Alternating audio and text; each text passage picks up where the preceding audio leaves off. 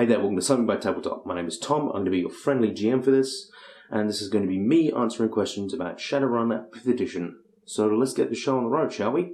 So our first question, which I got from talking to people, comments from various other places, but if you have a question, if you like this kind of video, just pop it in the comments below and I may choose it, who knows.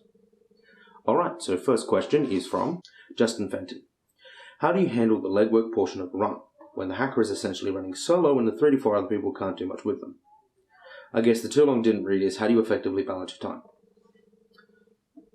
Well, this one is a little bit complicated, as pretty much all of these are going to be. This isn't simple, how do you DM stuff. This is specifically Shadowrun. And this is kind of counts towards all games where the party isn't always doing the same thing together or at the same place together. This doesn't always work, but it's all about how you make the run as a DM. But basically, try to make sure everyone's doing something at one time and then cut when important things happen. So a good thing to do is say the hacker needs to do some hacking, and maybe there's some other legwork the face and the other team could do. Maybe they need to go to a nightclub to, look or follow someone or find someone, and the hacker needs to hack a certain com code to find another com code or something like that. Who knows? So pretty much what would happen is that I as a DM would DM the hacking section first while the other guys are running off. And it would maybe be the first bit of it, finding the guy's com code in someone else's com link or from a host or something like that. And that's kind of like phase 1 of it. And then I cut to the people as they arrive to the nightclub and describe the nightclub, do that kind of scene, see what they do, what they want to do, and then after 5 to 10 minutes, I cut again back to the hacker.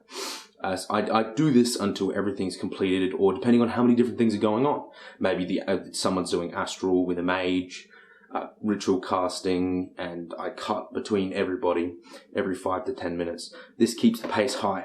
Now, this does mean time gets a little bit weird, because hacking doesn't take that long. It takes in-game time. It's a matter of seconds, depending on how fast your hacker is. It would take less than a minute. But I do this because it keeps pacing, because it takes more than a minute for the hacker to actually hack. Unless your play is really efficient, it's more than likely you're going to have to split them up and go between people. Now, if you're lucky and have very efficient players, you don't have to do that. But this is just the suggestion. If you think it's going on too long, you cut when, specifically, in a cinematic way. You cut in a cinematic way when, they've just completed their first objective. You cut to someone else until they complete their first objective, and you keep on doing this around the table with the various different groups. Like, say, if there are people going around the back of the nightclub, or some people are going into the nightclub, and then the hacker's hacking into the nightclub, you just cut.